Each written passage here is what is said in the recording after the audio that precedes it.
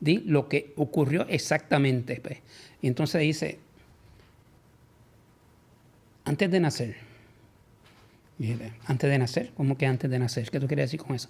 Antes de nacer, explícanos. Yo estaba en otro sitio, era otro lugar, y estaban estos seres.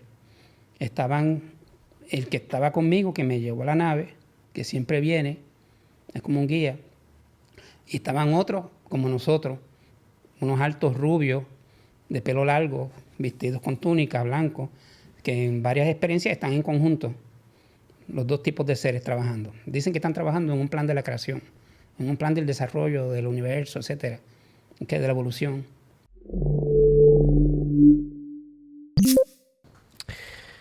Una conversación hoy que sabes que son de mis temas favoritos, de las cosas que todavía no se pueden explicar, pero hay gente que lleva años trabajando con esto y cuando yo hablo de estos temas, yo pienso mejor consumiendo el mejor producto de cannabis en Puerto Rico, Rosa Reta, corillo. No vuelvo a repetir. Todos los productos Rosa Reta los pueden conseguir en sus dispensarios favoritos. Si no lo tienes, pídelo. Lo más probable lo tienen. Pero si te quieres ir a la segura, tienes que ir a Cleo, el dispensario en Garden Hills, en Guaynabo. Cuando salga esto, maybe ya hay 2 o 3 localizaciones abiertas. Estén pendientes de las redes sociales. Rosa Reta, Cleo, ténganlo apuntado para que tengan esa mente, mira, expandida. Y hablando de mente expandidas, pronto vamos a estar teniendo nuestro evento, JoshuaCastro.ai. El primer evento educativo y entretenido de inteligencia artificial. Si tú quieres aprender a generar fotos, a generar videos, generar música, a usar estos sistemas como ChatGPT y mejorar tu calidad de vida, tienes que ir a este evento. Vamos a mostrar ambas caras del lado positivo y el lado negativo en el año 2039 y cómo va a ser tu vida cuando esté integrada con inteligencia artificial. Todos tus boletos los puedes conseguir en boletera.net y separar tu espacio. Son espacios limitados, corillo. Esto es en City Tech en Cagua. O sea, y de un anfiteatro pequeño porque queremos que la experiencia sea la mejor posible. Caben 200 personas.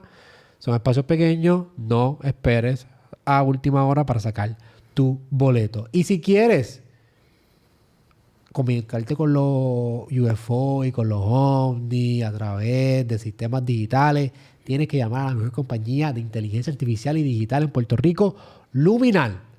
Todas las necesidades que tengas, páginas web, aplicaciones, comunicaciones extraterrestres, todo lo que tú necesites para que sea digital, te puedes comunicar con Luminal. Aquí, Contact Luminal, está su email y puedes tener todas tus necesidades suplidas bajo sus servicios. Jorge, gracias por estar aquí. Eres uno de los invitados más solicitados que he tenido desde que tuve mi conversación con el hippie boricua, que hablamos de estos avistamientos del yunque. Reconozco que eres una persona que lleva años trabajando en esto. ¿Cuánto tiempo llevas investigando? Aunque siempre estaba interesado desde pequeño. Disculpa que tengo un poquito de afonía. Tranquilo. Yo estoy igual. Desde el año 73, diría yo, directamente en el asunto. ¿Por qué el 73? ¿Qué fue lo que... ¿Qué hincapié pasó para que...? Me interesaba el tema desde hace muchos años, desde jovencito. Pero en ese año, yo era gerente en una tienda por departamentos en Manatí. Las empleadas mías sabían que me interesaba mucho este tema. ¿Okay? Me lo tocaban a veces y hablábamos. Yo les discutía ciertas cosas, ¿no? Y me informaron de una joven que ellas conocían, que residía en Manatí, que había tenido una experiencia, en el 75. La experiencia de ella fue en el 73, en Mayagüez. Un caso donde fue contactada en su residencia. En ese momento vivía temporalmente en el sector Limón, del Cerro Las Mesas, arriba en Mayagüez. Y fue contactada, o sea, apareció una nave, su esposo había salido a tomar unos exámenes de finales para ingeniería en el colegio de Mayagüez, y estando ella sola en la mañana, junto con su bebé de 9 meses, que lo tenía en un corralito, le iba a preparar una cremita, cuando comenzó a sentir un zumbido bien fuerte. Ese zumbido aumentaba en intensidad Y mientras más aumentaba, ella sentía como que desfallecía, que se atontaba. Intrigada, miró por la ventana. Y al mirar por la ventana ve a un individuo extraño, a un ser extraño, parado en la entrada del balconcito de la casa. ¿Okay? No era un ser humano. ¿Okay? Era más o menos de constitución humana, cabeza, torso, brazos, piernas, delgado pero fornido, con un traje de una pieza metalizado plateado del cuello a pie, cubriéndole hasta las muñecas, pero tenía las manos todo el tiempo así escondidas debajo de los brazos. El rostro era con la forma parecida a la de un ser humano, pero era de un color rojo ladrillo, decía ella, rojo barro, y unos ojos grandes oscuros. No recuerdo haberle notado nariz ni boca, por lo menos en la hipnosis que se hicieron luego, no salió bien ese detalle, no recordaba bien. Y un casco grande, negro, metálico, con una punta en el centro. Dijiste hipnosis. Cuando hablan con estos testigos, ¿le hacen un proceso de hipnosis? En muchos casos. En muchos casos, porque aparte de que algunos quieran hacerle también pruebas psicológicas o pruebas del detector de mentiras o cosas por el estilo, se utiliza la herramienta de la hipnosis regresiva para llevar a estas personas, bajo sus gestiones, a revivir el momento, en el momento en el que ocurrió, y recordar los detalles, porque muchas veces hay lagunas. Hay áreas específicas de la experiencia que ya no las recuerdan bien. Y con la hipnosis salen esas experiencias, esos detalles. ¿Okay? Esto se ha encontrado, dice que eso te va a interesar, se ha encontrado que en muchas ocasiones los mismos seres que contactan a las personas, se las llevan, las examinan o les hablan en sus casas, etcétera, etcétera. Han sanado personas también, hay casos de sanaciones. Les explican que ellos hacen esto de la amnesia temporal que le ponen a las personas sobre lo que ha ocurrido para que no se afecten. Porque si recuerdan de golpe todo lo que ha ocurrido, para muchos el trauma sería demasiado fuerte. Entonces ellos tratan de evitar primero que la persona se afecte mucho. Entonces le crean como un bloqueo mental que va permitiendo que el inconsciente vaya aceptando la experiencia, lo que ocurrió y lo que se les dijo. Y eventualmente van a recordar y no van a tener ningún problema. No tienen trauma.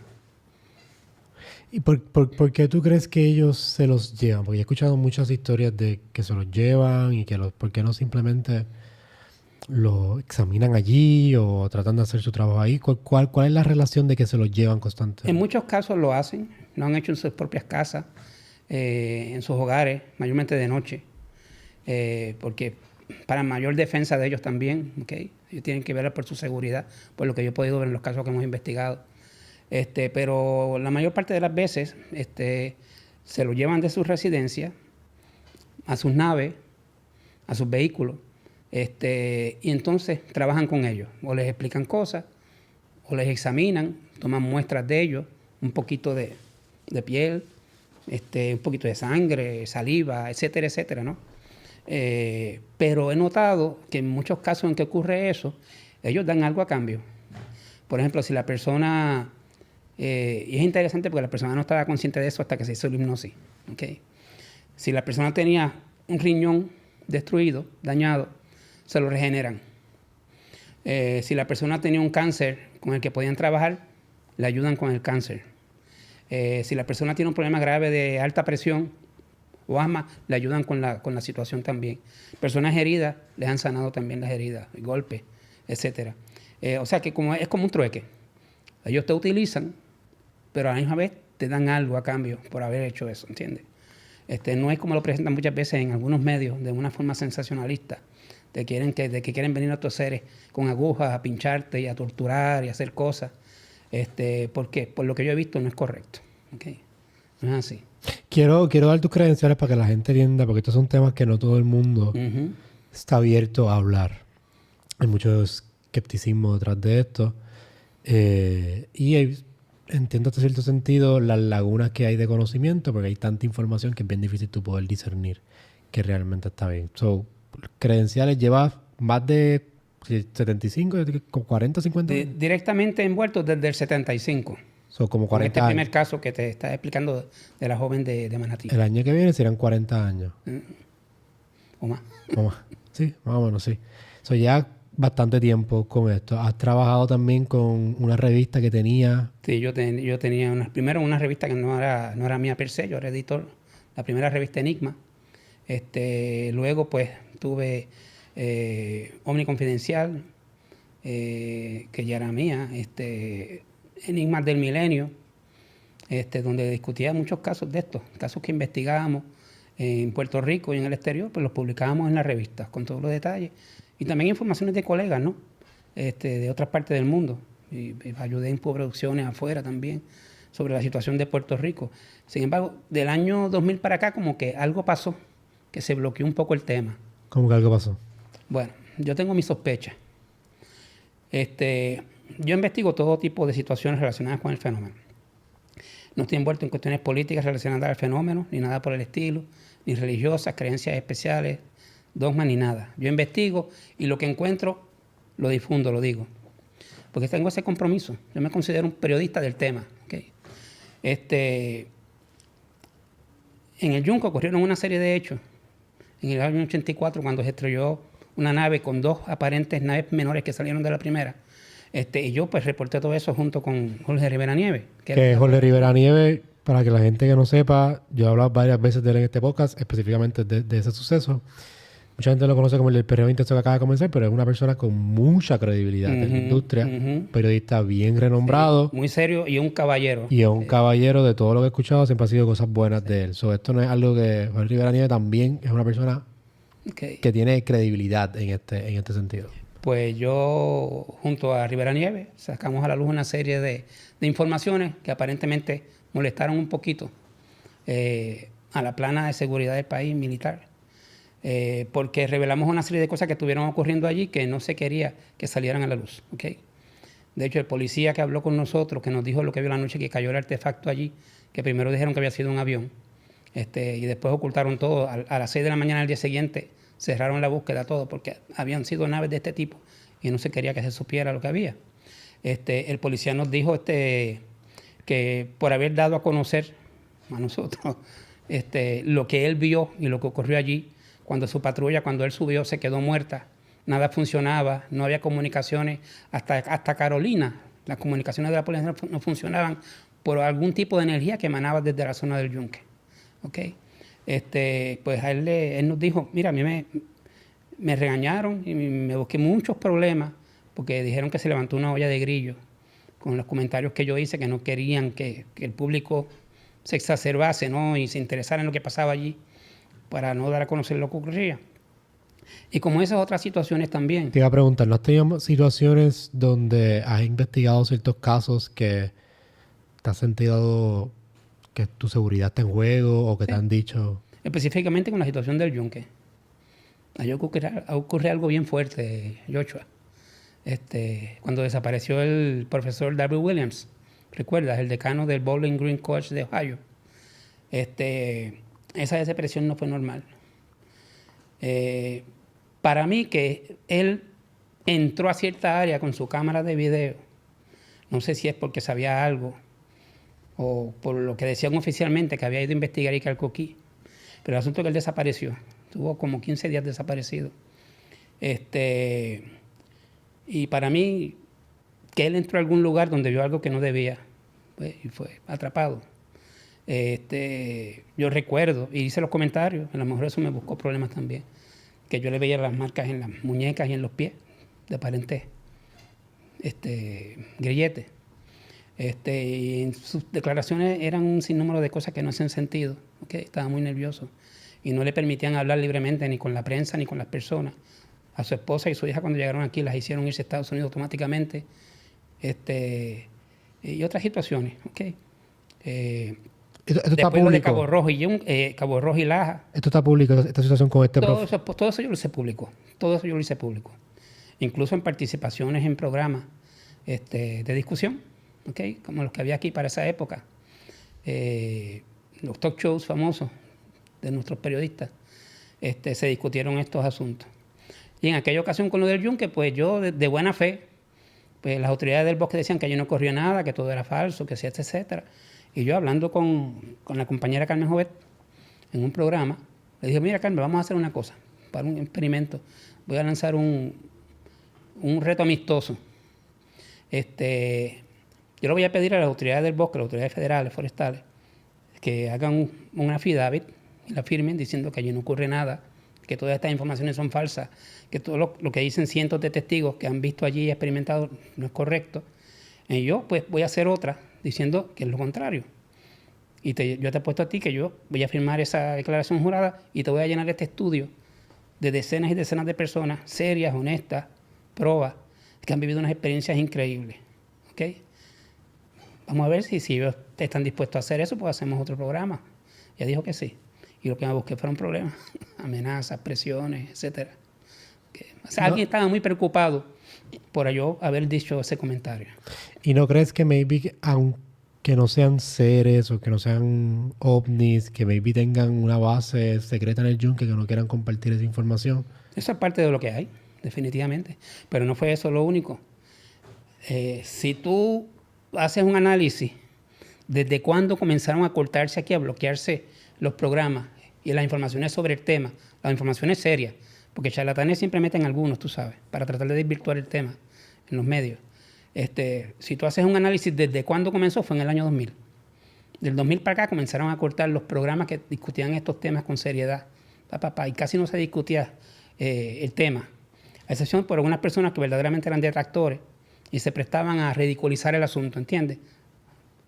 Fungiendo como investigadores y gente interesada en el tema. No voy a decir nombres. En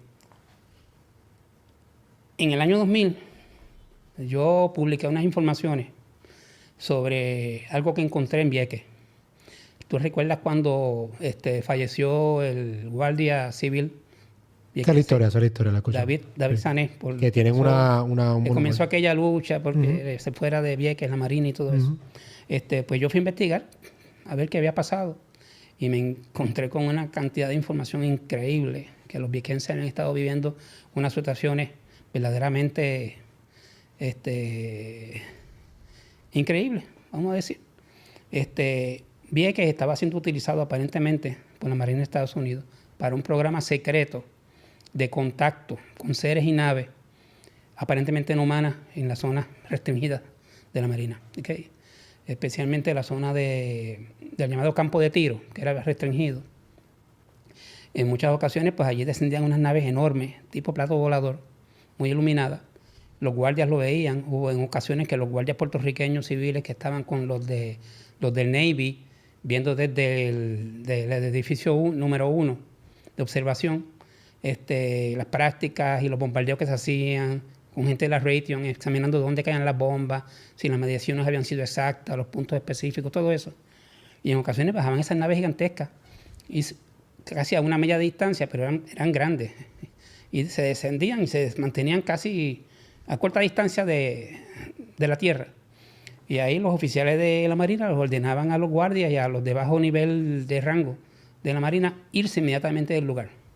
¿Qué pasaba después? Ellos no saben. Si los oficiales altos que estaban allí entraban en algún tipo de comunicación con quien estuviesen en esa nave gigantesca, o qué pasó, ellos no saben, pero les prohibían hablar del asunto. Eso pasó en varias ocasiones. En los radares que tiene el Navy allí, en Playa Grande, el radar over the horizon, el rotor, aterrizaban naves grandes, de las que salían muchos seres pequeños que corrían y se metían para las lagunas o las montañas. Y los guardias vieron eso en muchas ocasiones. Muchas de esas cosas fueron filmadas. Pero he escuchado tantas historias en Puerto Rico, y lo único que he visto de evidencia física de avistamiento, de contacto con estos seres, por lo menos lo que yo he visto, simplemente ha sido el video de Aguadilla del omnivolador que pasó para el aeropuerto y se metió al agua. ¿Por qué si hay tantos casos no hay tanta evidencia física de esto? Bueno, hay casos, hay evidencia testimonial, hay evidencia fotográfica, hay evidencia en videos también. ¿Okay? Ahora, física per se, por ejemplo, un pedazo de un objeto de estos, ¿no? Una caída de estas cosas, muy difícil, porque eso lo controlan las autoridades inmediatamente, como ocurrió en el Yunque, ¿okay? Ha ocurrido ya en 3 ocasiones en esa zona, ¿okay? El público solamente sabe de la del 84, pero en el 94 y el 95 ocurrieron 2 caídas más de objetos de ese tipo allí, con operaciones militares. Todo eso lo controlan ellos. Es muy difícil el acceso al lugar. ¿Y no sabes por qué estrellaron o qué se dice de que estrellaron? ¿Qué pasó? Bueno, sobre el caso del 84 en el Yunque, mi hipótesis es, en el Yunque habían instalado para ese tiempo unos radares bien potentes con tecnología Doppler, ¿ok? Y parece ser, a veces informaciones que tengo, que el tipo de frecuencia que utilizaban dañaba sus sistemas operativos y caían, ¿ok? Pero me llama la atención también que estamos hablando del Pico del Este, en la zona del Bosque del Yunque, donde están los radares que han ido desmantelando ahora. Ujú. Es un área de mucha actividad también, ¿ok? La gente ve cuando bajan objetos allí. O grandes naves se suspenden sobre la zona donde están los radares y naves pequeñas bajan y se introducen en la montaña cerca de los radares. Eso lo han visto muchas personas y hay fotos de objetos también, ¿ok? Sobre la zona. ¿Dónde están estas fotos? ¿Están públicas? Sí, son públicas. Yo he hecho públicas algunas. Se ven hileras, bajando. Todo eso yo lo publiqué en el libro sobre Vieques que hice. Vieques, polígono del tercer tipo. Y aparentemente el hacer público ese programa secreto que se estaba llevando a cabo trajo cola. Y ahí comenzaron a controlar la información. Ahí que empezamos con lo de los 2000. Sí. Empezaron a bajar la Mira información. adelante. Sí. Pero ahora estamos viendo, porque recientemente, en los últimos años, y esto es más maybe global, no tanto en Puerto Rico, Estados Unidos específicamente, que el tema se ha traído nuevamente. En Estados Unidos se discutía abiertamente. Y en América del Sur, etcétera, se discute abiertamente. Es aquí. La cosa ha sido aquí. Aquí han controlado bastante el tema desde el año 2000. ¿Ok? Entonces, no, si acaso discuten algo, no llevan a los medios personas serias, honestas, a decir la verdad sobre lo que está ocurriendo. O llevan un loquito a hacer el ridículo, haciéndolo pasar como un investigador de estos temas, y con eso desacreditan el tema. O llevan detractores.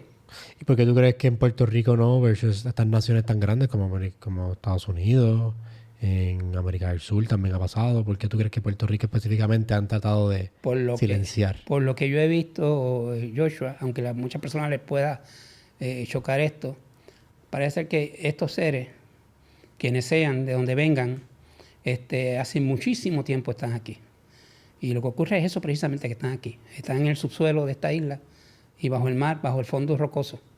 ¿Ok? Pero tienen algo, algún tipo de instalación gigantesca o algo. ¿Cómo llegaste a esa hipótesis o conclusión? Porque los casos son tantos, donde las informaciones y los testimonios son tantos, que llevan a eso y a eso y a eso. Y tengo información de militares de alto nivel, incluso un oficial de la división de inteligencia de la defensa, como la CIA a nivel militar, que me dijo que sí, que es correcto. Ellos saben que de Lajas a Isla de Mona, bajo la corteza terrestre marina, hay algo gigantesco que pertenece a inteligencia que no son de aquí, pero que están cohibidos. Ellos tienen orden, ellos no pueden revelar ese tipo de informaciones porque primero piensa que podrían quedar un caos, y segundo, que la preocupación principal que tienen es que se produzca un pánico que afecte la actividad económica, etcétera. Y por eso tienen órdenes de mantener todo bajo el mayor secreto, o sea, y otras situaciones más. Pero ellos saben que es real. El coronel José Amenoya, en el 92, cuando se produjo la oleada de casos enorme en Adjuntas, y todo el mundo sabe lo que pasó allí. O sea, ¿qué pasó en Adjunta? Yo no en sé. Adjunta una oleada gigantesca. Aquí periódicamente hay oleadas de ese tipo. Naves por donde quiera, aviones persiguiéndolos, naves que aterrizan, seres que se ven caminando por las calles, muchas situaciones así. Eso estaba pasando en el 92 en Adjunta y en Cabo Rojo. Y el alcalde, Heriberto Ramos, muy buena persona, escribió una carta al presidente Bush padre, para ese entonces, pidiéndole que hicieran una investigación porque la gente ya se estaba alarmando, les interesaba, pero se estaba creando una alarma en la zona con lo que estaba pasando, ya había preocupación. Y entonces, pues, la respuesta, que la carta está en un documento oficial, la respuesta del presidente fue que ordenaron una investigación especial utilizando como parapeto a la Agencia de Defensa Civil de Puerto Rico. ¿Ok? Estaba a cargo de ella el coronel José A. Menoya, de la Defensa Civil. Entonces, iban a utilizar las mismas formas de información que llenan grupos como MUFON, etcétera, en Estados Unidos, Mutual UFO Network, de cómo llenar los informes, qué pasó, qué usted vio, cómo era, qué esto, etc.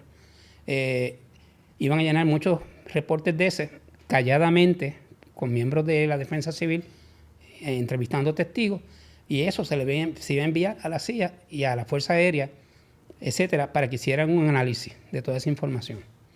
¿Qué dijeron finalmente con análisis? No se sabe. Pero en el documento, secreto en aquel momento, pero salió a relucir, incluso lo hice público con otra persona, Noya decía que se había comenzado esa investigación, la directiva 191-92, que se iba a investigar lo que ocurría con el fenómeno OVNI aquí, todas estas situaciones, y que el asunto era totalmente real. ¿Okay? Y estaban interviniendo en ese estudio la Guardia Nacional de Puerto Rico, la Marina, incluso el Radio Observatorio de Arecibo, que siempre habían negado que tuvieran que ver nada con el asunto. Y eso está plasmado en ese escrito, en esa directiva de Noya. Y Noya era también un directivo de un enlace en Puerto Rico con la Agencia de Inteligencia de la Defensa. Así que él sabe de lo que hablaba. Pero el Observatorio de Arecibo entonces tenía algún tipo de vínculo con los ovnis y con los encuentros extraterrestres. Oficialmente los científicos y técnicos y los de la Academia Nacional de Ciencias, la Fundación Nacional de Ciencias, etcétera, decían que no. Y incluso se burlaban del asunto, etcétera. Pero yo tengo testigos, residentes en las zonas cercanas, aledañas al observatorio, de los guardias que trabajaban allí a nivel de seguridad, que vieron en muchas ocasiones muchos incidentes. ¿Okay? Veían naves encima de la antena. En una ocasión se produjo un incidente allí que afectó a uno de los guardias bastante mal. Una nave gigantesca tipo cilindro, suspendida en forma vertical encima de la antena, y aquello era enorme. Y él estaba en uno de los postes estos que le daban sostén a la antena. Y él no pudo con eso. Él se afectó emocionalmente. Él tuvieron que sacarlo de allí. Y muchos otros incidentes, veían esferas metálicas, veían platillos. Incluso recientemente recibí una información de personas que estaban allí en el año 1997, cuando estaban haciendo allí la película de Jodie Foster, Contact. ¿Okay? ¿Recuerda? Este caballero, Carlos Batiz y otros más, pertenecían a un grupo de carpinteros que fueron contratados por, creo que fue MGM, la que hizo la película, o Warner Brothers, no recuerdo, para hacer el set donde iban a estar los personajes, Jodie Foster y McConaughey, su novio en la película. Hicieron una tarima bien alta, con una plataforma arriba, para precisamente tener ahí un banco para la escena donde ellos hablan y tienen detrás la antena. ¿Okay? Como era un punto alto, tuvieron que hacer toda esa tarima alta hasta arriba. Cuando ellos estaban construyendo eso, me dice él, en varias ocasiones ocurrió una situación allí donde aparecía una nave, pero una nave alargada, grande, tipo platillo, pero con algo como un sistema como de semi-invisibilidad, ¿okay? Camuflada. Pero se veía toda su silueta y se veía cuando pasaba, rodeando todos los mogotes y el radio observatorio, y se veía como lo que estaba detrás, la vegetación, la montaña y todo, como que se distorsionaba un poco, pero se notaba claramente el objeto. Okay. Eso ocurrió en varias ocasiones. Lo veían ellos, lo veían miembros del observatorio que estaban con ellos, y lo vieron miembros del equipo de carpinteros de Estados Unidos que vinieron de California para ayudar en la construcción también. Ahí ellos se convencieron de que lo que se decía era cierto. Allí estaban ocurriendo ese tipo de eventos. Mencionaste que estos seres ya están aquí y llevan aquí hace mucho tiempo. ¿Crees que llevan antes que nosotros? ¿Crees que ellos están aquí para protegernos? ¿Esta es su base? ¿Cuál es la naturaleza? Yo creo que están aquí hace mucho tiempo. Por alguna razón, Puerto Rico fue elegido por ellos para tener aquí algún tipo de base o algo por el estilo.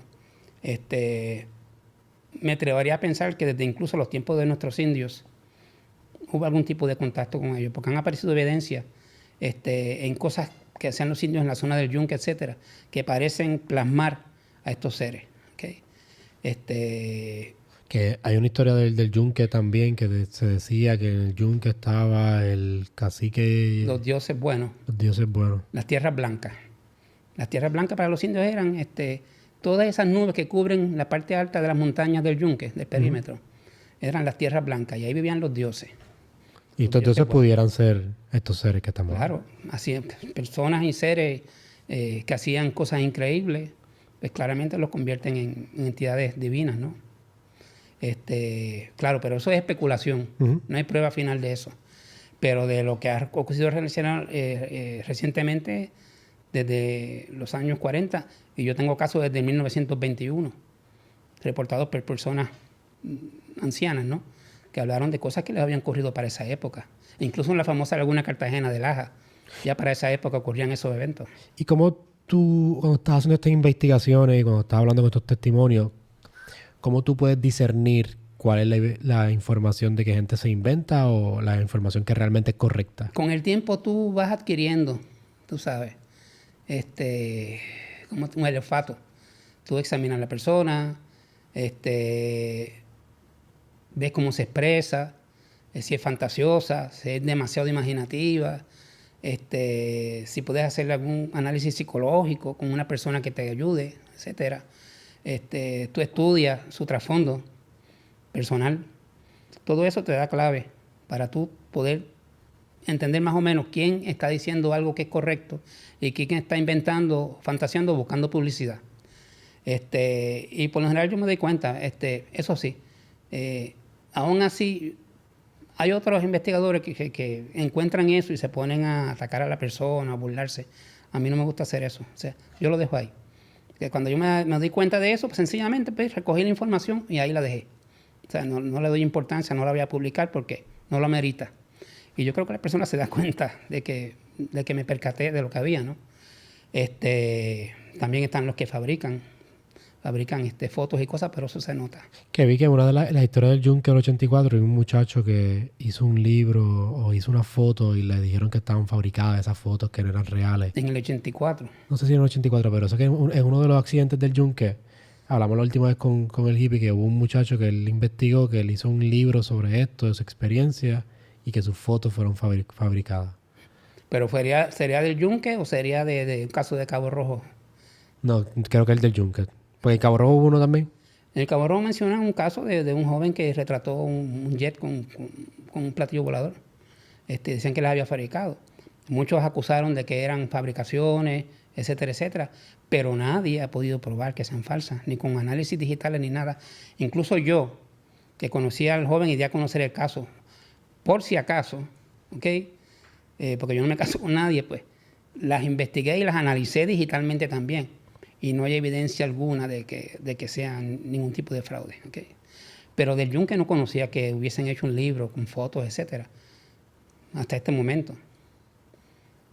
Sí, yo escucho esa historia, pero me parece fascinante cómo siempre tratan de, todas las historias que tienen fotos o imágenes, tratan de quitarle algún tipo de validez o credibilidad.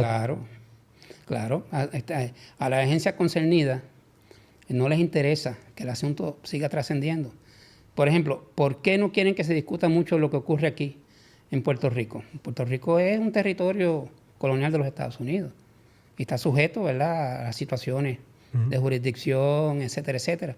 Hay unas cuestiones de seguridad nacional, hay unas cuestiones de intereses geopolíticos, económicos, y todo ese tipo de cosas puede traer cola si se sabe lo que está ocurriendo aquí también, ¿no?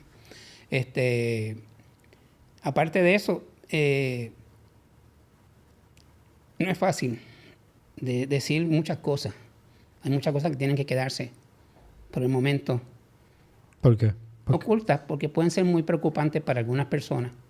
Y pero para las autoridades. ¿No crees que sería como que...? Eventualmente van a surgir. Pero hay que tener un sentido de responsabilidad también. O sea, ¿Tú sabes cosas que no deberías decir por el caos que podría traer? no necesariamente un caos, pero pues preocupación en algunas personas y en algunas agencias también. ¿Okay? ¿Y tú estás preocupado? Y no solamente yo, los que investigamos esta cosa con seriedad se han percatado y han conocido otras cosas que regularmente no se conocerían. ¿Sabes? ¿Y tú estás preocupado? ¿Tú te sientes una persona preocupada sabiendo esta información? No.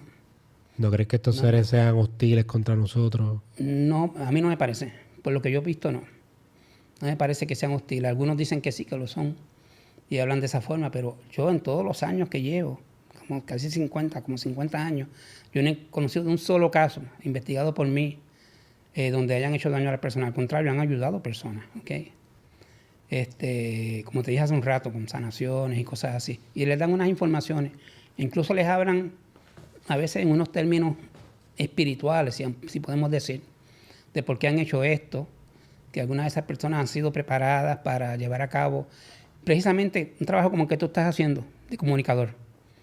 Ellos interesan que las personas en este mundo conozcan lo más posible sobre el tema y lo que está ocurriendo, porque eso va a llevar a un cambio de paradigma más positivo para nosotros y para el Porque planeta. tú me estás diciendo, Ole, que yo estoy envuelto con los aliens. Pero ellos dicen que les interesan muchas personas que puedan convertirse en comunicadores, para que lleven todo este tipo de información y que las personas, el público en general, pueda entender el proceso que se está dando y haya un cambio de conciencia en el planeta.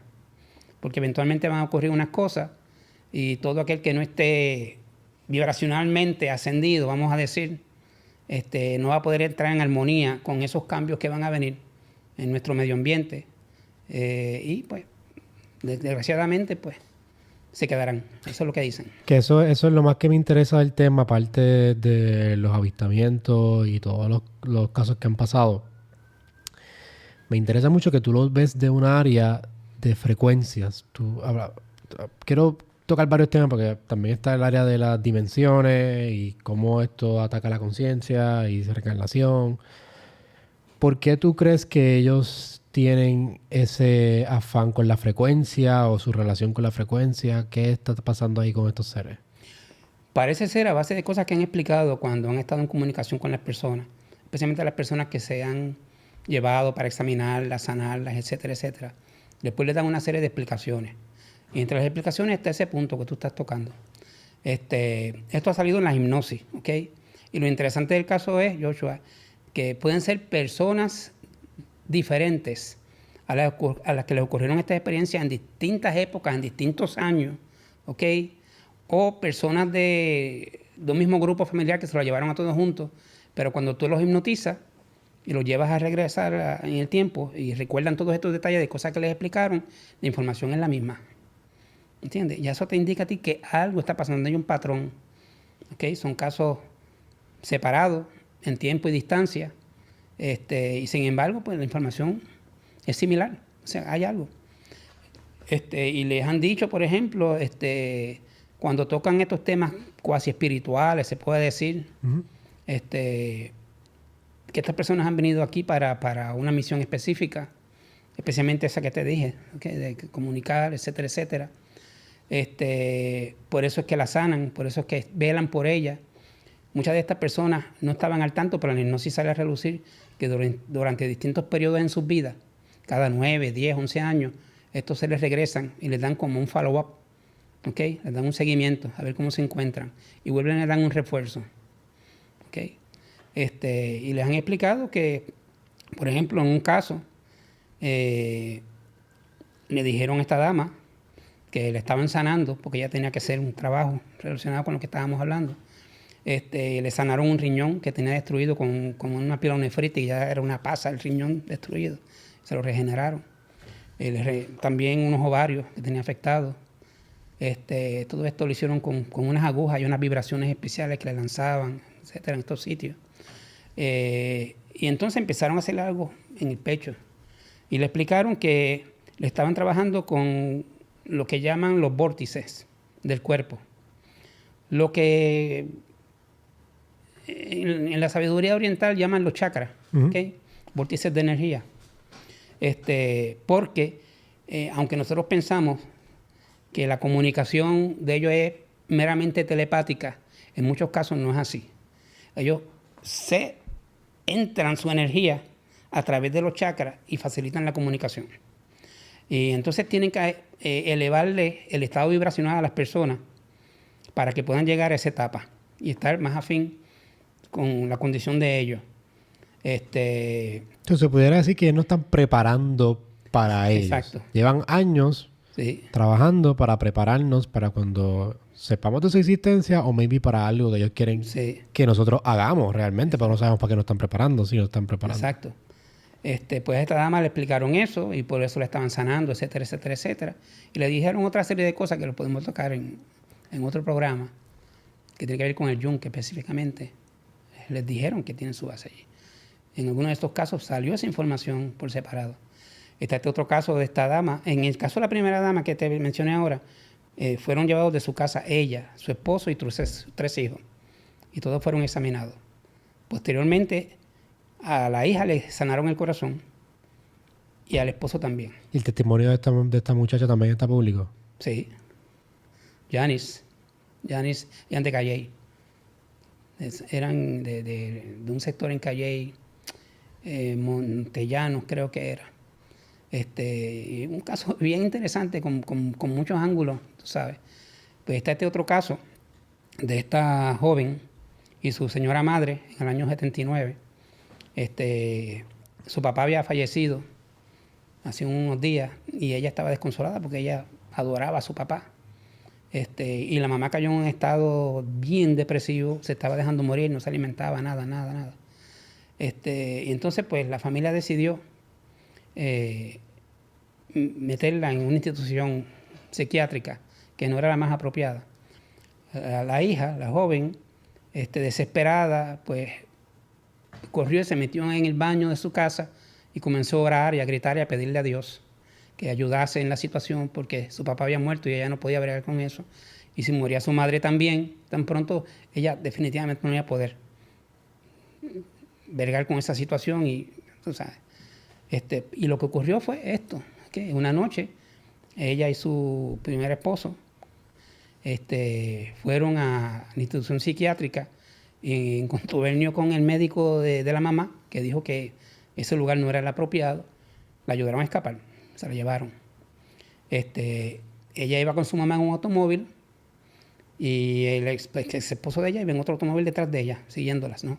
Iban a llevarla al pueblo de Barceloneta o Florida, donde vivía el hermano de la mamá, para que se quedaran con ella cuidándola, etc. Cuando iban por la carretera esta de Bayamón Oeste, por el expreso en aquella época llegaba hasta ahí. El expreso que va hacia Arecibo y Mayagüez llegaba solamente hasta ahí. Después tenían que desviarse. Cuando estaban ya ahí en esa zona de Bayamón Oeste, donde estaba Bayamón Oeste, Shopping Center más o menos, ella empieza a notar algo raro. Todo se puso oscuro, se fueron la luz de los postes de la calle, una oscuridad total. Nota que aparece como una niebla frente al automóvil. La luz de los faros del carro está dando sobre esas nieblas, así yo qué. Y comienza a preguntarse, ¿qué es esto, mami? ¿Qué está pasando? Y la mamá estaba fija, como un zombie, tranquila, quieta. No pasa nada. Y ella, pero mami, ¿tú no ves lo que está ocurriendo? Esto no es normal, tú sabes. Entonces mira para abajo y el carro estaba bien alto en el cielo. Que aquella neblina que ella veía eran nubes. Y ella veía las casitas bien pequeñitas abajo y los postes eléctricos en la carretera. Ahí ella se desespera, su mamá le dice, no ocurre nada. La mamá le decía eso porque se había percatado del asunto y no quería que ella se desesperase, abriese la puerta y fuese a caer. Y de momento ve algo grande metálico encima del automóvil, por el parabrisas, una curva de algo metálico. Sale un haz de luz, cae en la madre y la madre desaparece. Ahí ella comienza, todo esto está en hipnosis registrado, en sesiones hipnóticas, todo está grabado, en video y en audio. ¿Dónde está esto? Yo los tengo. ¿Pública? Yo tiendo a guardar todo ese tipo de cosas, respaldo, tú sabes. ¿Pero están públicas o no están públicas? Algunos están públicos, otras no. Los audios están públicos, eso sí. El asunto es que ella ahí empieza a gritar, ¿qué está pasando? ¿Qué es esto? Pues dice, mami, ¿dónde está? Y ahí viene la luz, le da a ella. Y ella se ve pasando a través del techo del automóvil. Cuando pasa, ella ve que el automóvil está bien alto en el cielo y hay una nave gigantesca, tipo plato volador, sobre ellas. Se abre una compuerta, sale un ser alto de estos tipos que llaman grises, estos cabezoncitos, delgaditos, de brazos largos, etcétera, pero alto. Y le da una mano y le dice, tranquila, no va a pasar nada. Y por alguna razón ella se deja agarrar la mano, entonces él la introduce. Y después de eso vino toda una situación donde ella le hicieron una serie de pruebas, la examinaron, alegadamente la sanaron porque ella no lo sabía, pero ella tenía cáncer en los huesos. Y siempre había tenido problemas con los huesos, los médicos no sabían explicar exactamente lo que era. Y le hicieron una serie de cosas y entonces le dieron estas explicaciones también después. Alegadamente ella había sido implantada en este mundo. ¿Ok? Había sido enviada. O sea que tendrían incluso tal vez la capacidad de intervenir en la encarnación de los seres humanos, en algunos casos. Que eso que quería entrar. Entonces... Estos seres pueden intervenir en tu nacimiento, los seres extraterrestres. Aparentemente. En el caso de ella, te lo voy a decir como salió en la hipnosis. En varias ocasiones, pues, vimos que se daba este proceso de que cada ciertos años estos seres volvían. Y volvían a chequearle lo de los huesos, otras cosas más. Le ponían en las agujitas, lo de siempre. Le daban como unos refuerzos mentales con unos aparatitos parecidos a unos audífonos que les ponían en las sienes, dando la información. Y la querían también para hacer trabajo de comunicación. O sea, informar para ayudar a personas a hacer cambios de conciencia ante unos eventos que van a ocurrir supuestamente en el futuro. ¿Okay? Que la persona tiene que estar preparada. Le explican, ella está en un sitio, porque ante varios eventos de ese tipo, nosotros le preguntamos, yo y el hipnólogo Manuel Méndez del Toro, que era el caballero que siempre utilizaba yo para la hipnosis, el que conocí cuando hicimos la hipnosis de la primera muchacha en Manatí, ¿okay? De la experiencia original,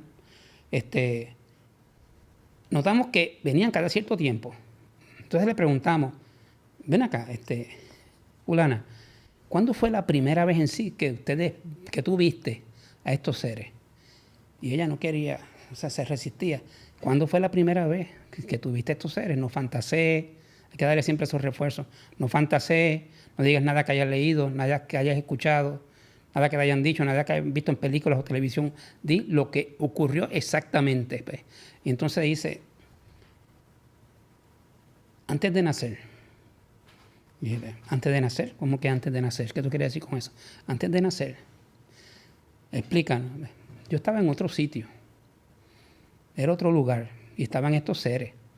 Estaban el que estaba conmigo, que me llevó a la nave, que siempre viene, es como un guía.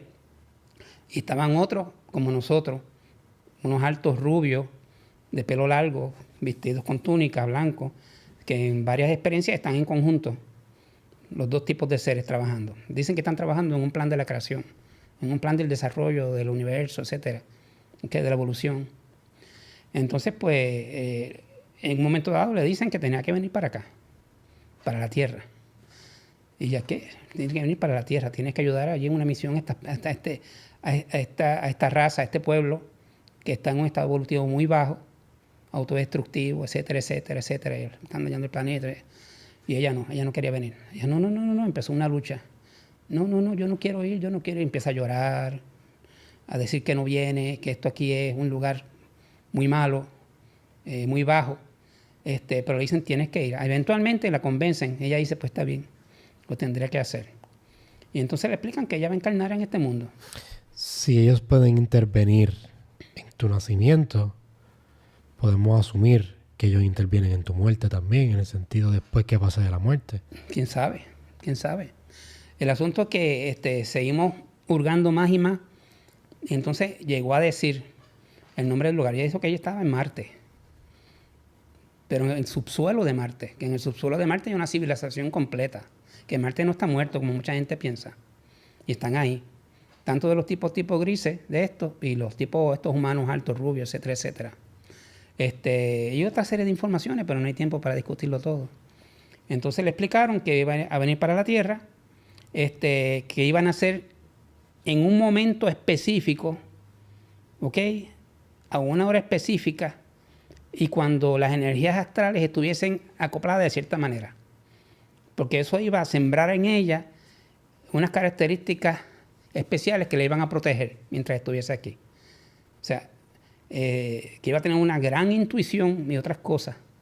Y eso, fíjate, es interesante porque eso es casi como si estuviesen hablando de lo que dice la astrología. Uh-huh. Tú tienes que nacer en un momento dado, en una fecha específica, para que cierta energía específica que están alrededor te te afecten y tengas una personalidad específica, tú sabes, y unas cualidades específicas.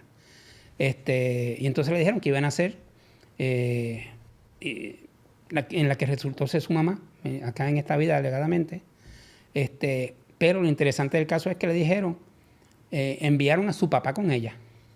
El papá que había muerto, lo enviaron con ella, era otro de estos seres. Pero él iba a llegar en un periodo anterior porque él tenía que estar cuando ya naciera para protegerla. ¿Okay? Son conceptos interesantes, ¿no? Él tuvo una experiencia durante la guerra de Corea y fue salvado aparentemente por intervención de estos seres altos rubios. O sea, él se iba a dejar morir porque durante un ataque de los norcoreanos lanzaron mortero y todo su grupo murió. Él quedó vivo, pero con las piernas destrozadas, y se salvó porque estaba debajo de otros cuerpos de compañeros. Y cuando estaban rematándolos a todos, pues por alguna razón él se salvó. Pero después con el frío que hacía, había una nevada, etcétera, etcétera, y con las piernas así destrozadas, pues él se arrastraba tratando de llegar a las líneas americanas y del sur de Vietnam, perdón, de Corea. Y cada vez que se iba a rendir, aparecían estas esferas de luz, aparecían estos seres altos, rubios, y le decían no, que tenía que continuar, que él tenía una misión importante, que tenía que estudiar, y llegó a las tierras controladas por los americanos. Pero después de eso siguieron experiencias en su vida, en su casa, situaciones. Me parece interesante cómo hemos entrado a la parte de desconocimiento más grande que hay, que es antes de venir y después cuando te vas. Pudiera argumentar que entonces si estos seres están antes de que nosotros vengamos y después que vengamos, en un universo de tantas dimensiones, estas personas accesan a unas dimensiones que nosotros no tenemos acceso. Eso era lo que ella decía básicamente. Supuestamente estaban en Marte, bajo el subsuelo, por no decir bajo tierra, porque no sería tierra. Sí, no sería tierra. Sí. O sea, pero tienen toda una civilización allí. ¿Okay? ¿Y estos seres pueden moverse en otras dimensiones? Aparentemente sí. De hecho, cuando ella le pregunta al ser alto, tipo gris, humanoide, el que era como un guía, que de dónde eran durante la experiencia. O sea, todavía ella no recordaba esta parte de la encarnación y eso. Él decía, no, nosotros de ningún sitio específico. Venimos de un lugar que no es ningún sitio específico. Pero por la forma en que hablaba, se parecía entender como que era algo a nivel dimensional. Sí, no está en tiempo y espacio. Exacto. No está algo a otro nivel, ¿entiendes? En todos los lugares a la vez, maybe. Y mencionaron que tanto ellos como los seres estos rubios altos, blancos, con las batas blancas, están trabajando en conjunto con otros seres también por un plan de la creación, ¿okay? Para ayudar a evolucionar a los mundos y las especies. Entonces explicaron que este planeta, la Tierra, había caído en varias ocasiones en una etapa en que tenía que dar ese cambio, trascender. Se iba a producir un cambio vibracional y la Tierra iba a pasar a un nivel más sutil, igual que los seres humanos, más espiritual, menos denso, menos material. Pero el que no esté preparado vibracionalmente no va a poder pasar, se va a quedar y eso va a tener unas consecuencias graves. Entonces dijeron que ese proceso tenía que haberse dado ya hace 3 veces, pero no se dio por el materialismo de las personas aquí, el egoísmo, situaciones en que se caían y lo que hacíamos era destruirnos y volver a empezar. Que por eso es que había tantas cosas, tantos restos misteriosos de tecnología en periodos de millones de años que supuestamente es imposible, pero está la evidencia ahí, ¿entiendes? Que ahí me imagino que viene el tema de los Anunnaki. Eso pudiera ser uno de los procesos. Sí, ese puede ser uno de los procesos. Pero incluso hay evidencias de hace muchos millones de años atrás, de aparentes seres humanos y tecnologías y cosas. Es como si hubiese distintos periodos en que hubo civilizaciones, algo ocurrió y nos destruimos y comenzamos de nuevo. Y también hubo intervenciones de seres de estos tipos, como lo que tú mencionas, los Anunnaki, que estuvieron aparentemente aquí. Sí. ¿No crees que los Anunnaki estuvieron aquí? ¿En dónde? ¿En la Tierra? Sí, yo creo que sí. Yo creo que sí, que mucho de lo que se dice es correcto. De hecho, la religión babilónica y la religión cristiana, muchas cosas que salen en la Biblia están basadas en cosas de los Anunnaki. ¿Okay? Nadie habla de eso. Pero cuando tú analizas los escritos de los Anunnaki, los poemas, etcétera, etcétera, tú ves que hay una correlación entre una cosa y la otra. ¿Okay? Definitivo. ¿Cómo cuál? Pues ellos hablan de situaciones como los diluvios que hubo, la batalla de los demonios, ¿ok? Contra Dios.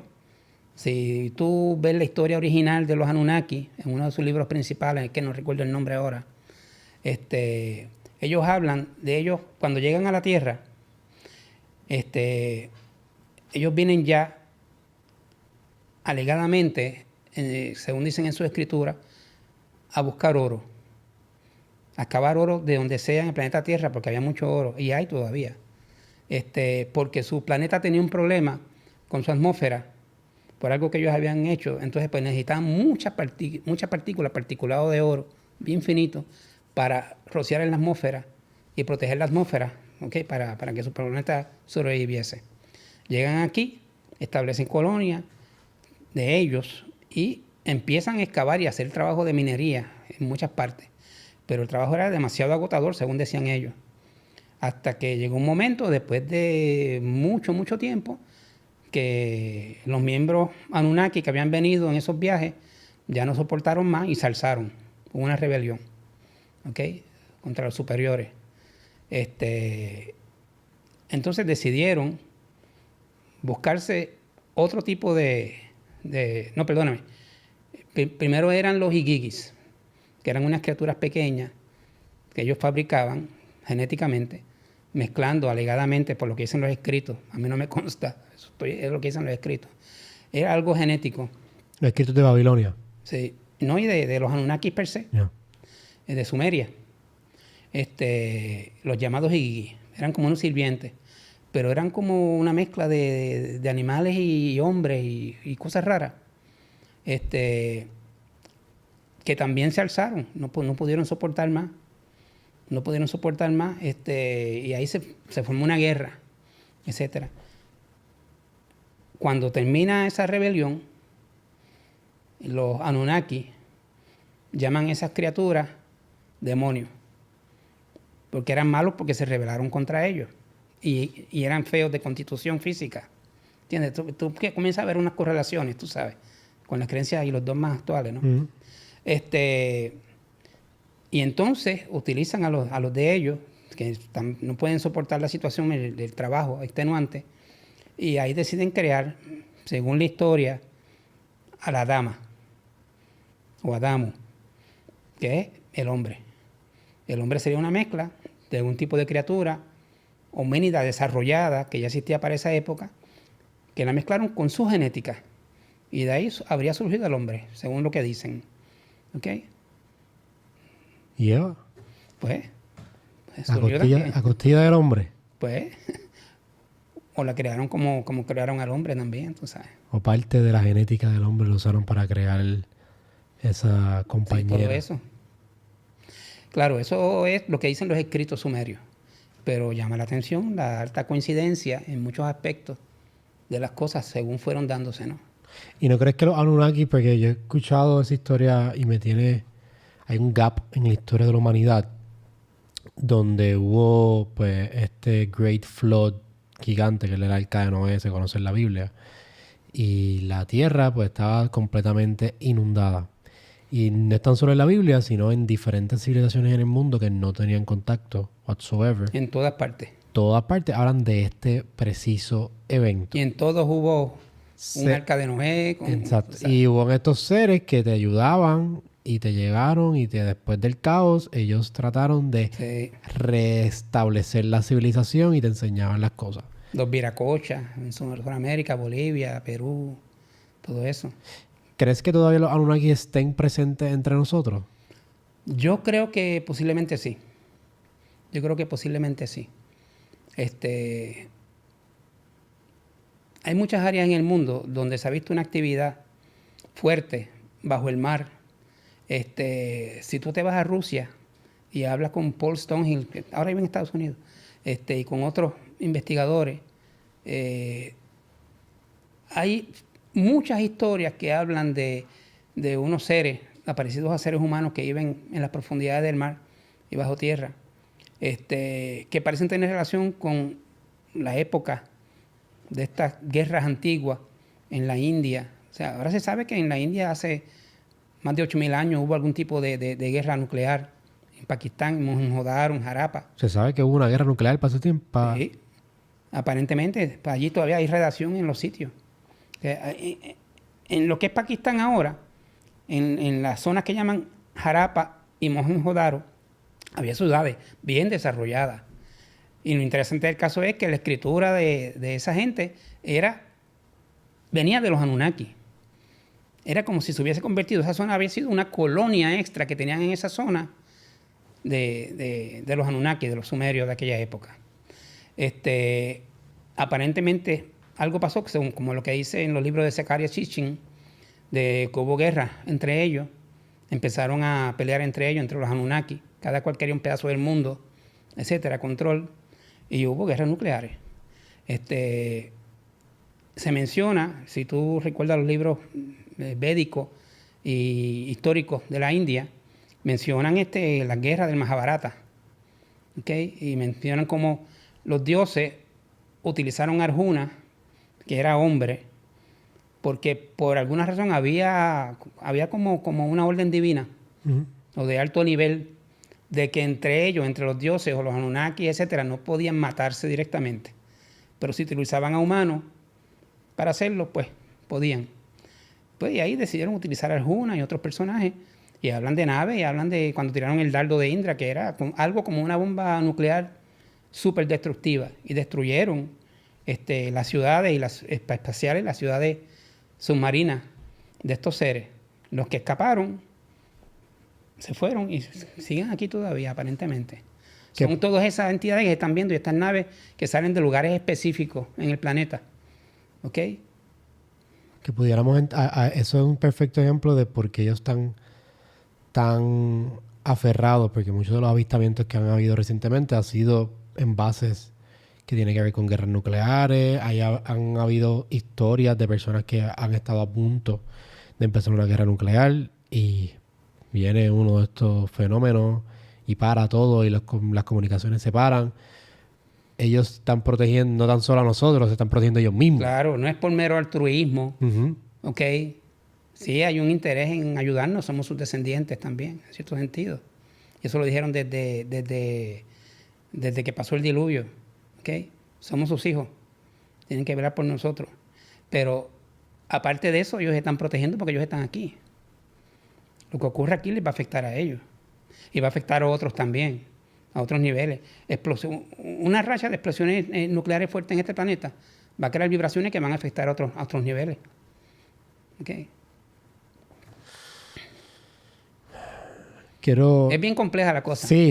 O sea, yo para mí los Anunnaki siempre ha sido un tema que me encanta, pero hablaste de algo que no quiero que se me escape. Y fíjate, hay algo que voy a mencionar. Hablamos de estas criaturas Igigi que fabricaban estos seres, ¿no? Tú sabes que de ciertos años para acá, aquí ha habido una actividad alta de estos llamados... Y yo sé que es un tema difícil, pero te puedo asegurar que es real porque yo lo he investigado de lleno, desde finales de los años 80.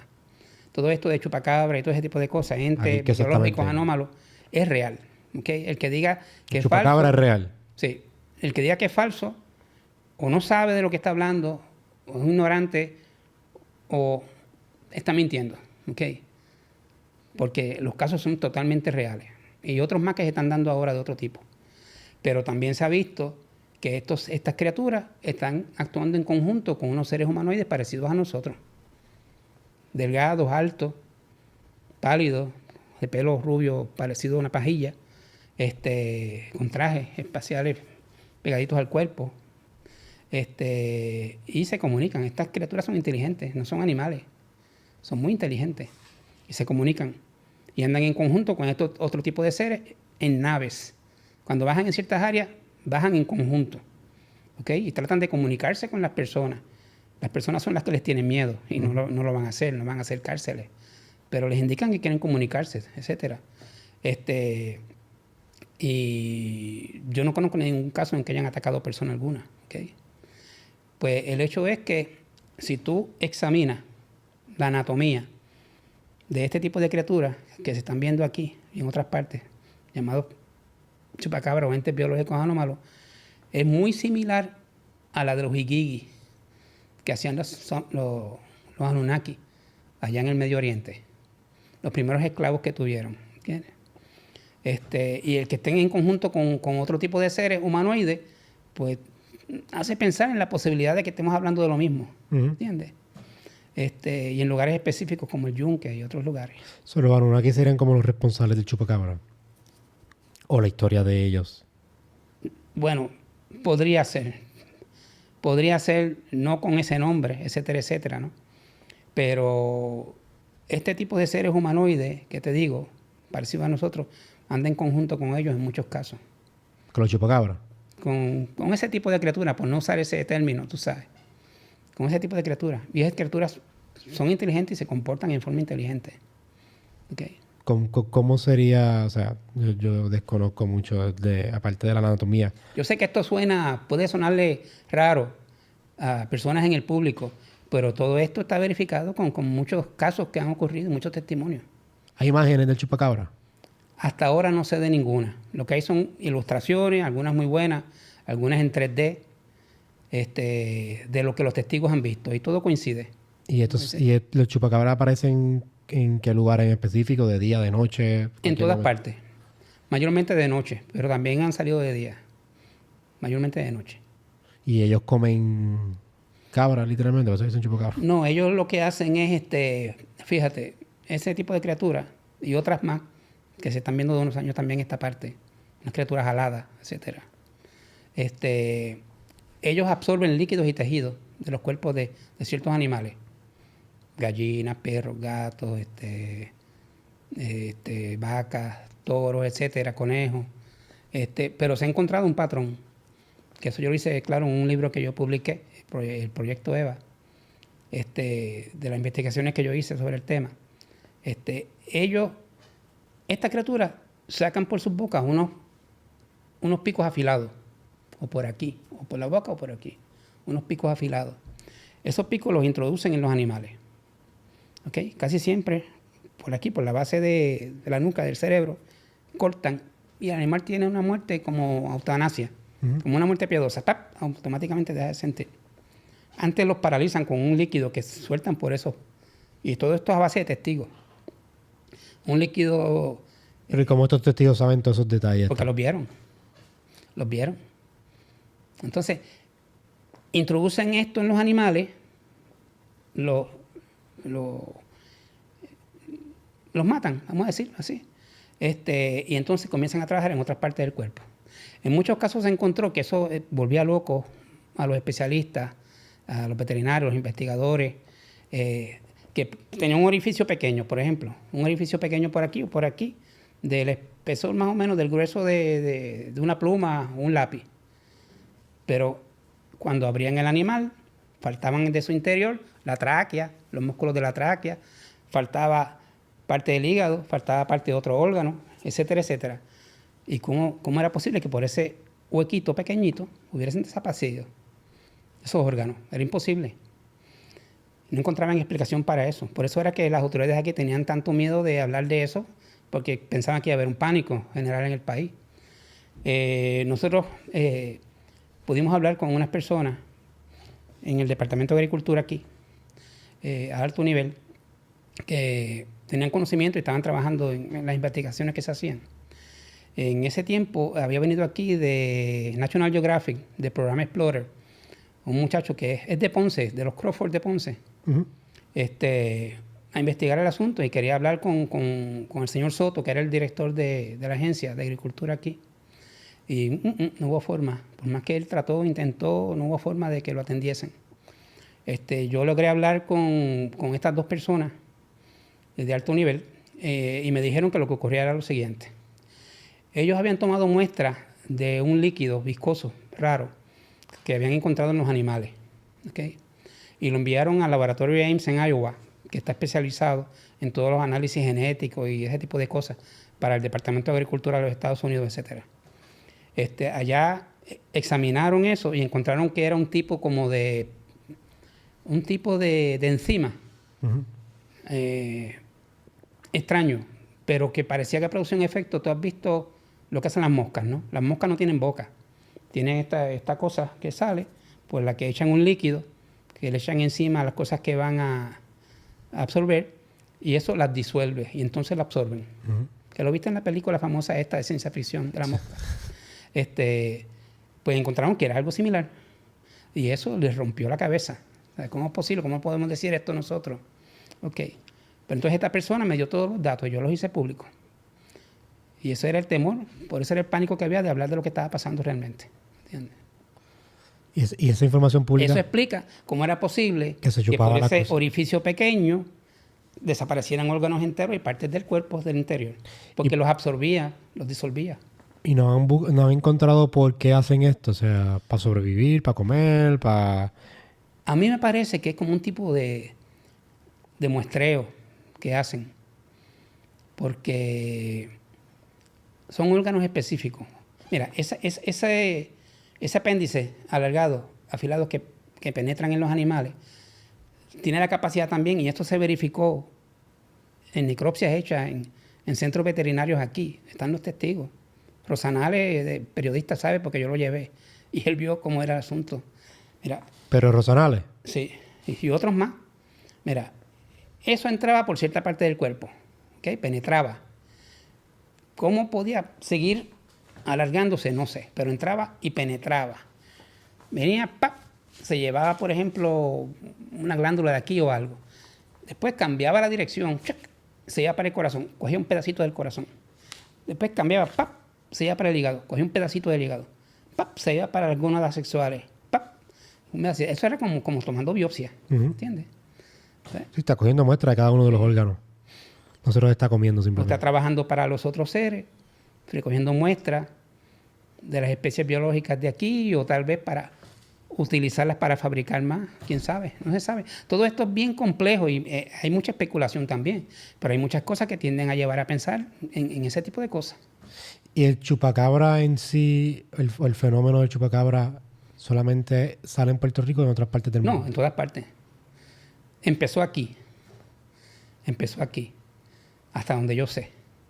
De hecho, el primer boceto que se hizo de lo que era aparentemente un chupacabra lo hice yo, a base de descripciones de decenas y decenas de testigos en toda la isla. Fui armando como un rompecabezas, hasta que en Canóvana, una testigo, Madeline Tolentino y su esposo, etcétera, vieron uno de cerca de día y me lo describieron. Y lo pude sacar en claro y me di cuenta de que lo que me estaban diciendo los testigos en todas partes, incluso niños pequeños que los habían visto, habían estado con ellos y no les habían hecho daño.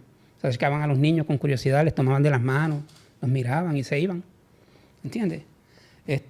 Pues era correcto, hice el boceto y lo usé público. Y de ahí pues corrió la cosa. Y después empezó a surgir en México, en Ecuador, en Brasil, en todas partes.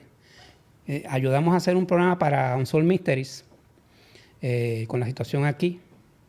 Y ellos, en agradecimiento, me pusieron en contacto con las personas. Tú sabes, cuando ellos terminan los programas, siempre ponen una sesión que dice, si usted tiene alguna información, ha visto algo como esto, tiene información de esta situación que hemos discutido, por favor comuníquese. Tienen un banco de personas telefónicos que les dan muchas informaciones. Pues la cantidad de información que surgió fue enorme. En todo Estados Unidos, en distintas áreas, habían visto ese tipo de criaturas. Habían habido incidentes, pero nadie hablaba de eso. ¿Okay? Y ellos se llevaron la sorpresa cuando salió el programa, que enviaron toda esa información, la gente llamando. O sea, esto es a nivel mundial, está pasando a nivel mundial. En tus años de expertise, investigando estos temas, buscando los avistamientos, escuchando miles de testigos, hablando de sus experiencias, ¿qué tú crees que se nos avecina con todos estos avistamientos y con todas las cosas? Yo creo que se está acercando un momento en que se va a conocer, si no todo, gran parte de lo que está ocurriendo. ¿Okay? Porque ya el control de la información se le está escapando a las manos a las autoridades mundiales. con toda la tecnología nueva que existe, todo el mundo tiene su teléfono celular que capta cualquier cosa, las comunicaciones son instantáneas, en real time, como dicen ustedes, los muchachos ahora. Es muy difícil seguir ocultando todas las cosas que están ocurriendo, las evidencias que van surgiendo también, como lo que tú mencionaste de Aguadilla, del OVNI transmedio, ¿okay? Y muchas situaciones similares en todo el mundo, ¿entiendes? Así que yo creo que es cuestión de tiempo solamente. Esta es la campaña nueva que están haciendo a nivel de Estados Unidos de la supuesta apertura, en parte para mí es como una tomadura de pelo, para desviar la atención hacia ciertas cosas. E incluso reescribirnos la historia del fenómeno. Ya no son ovnis, ahora son WAPs. ¿Entiendes?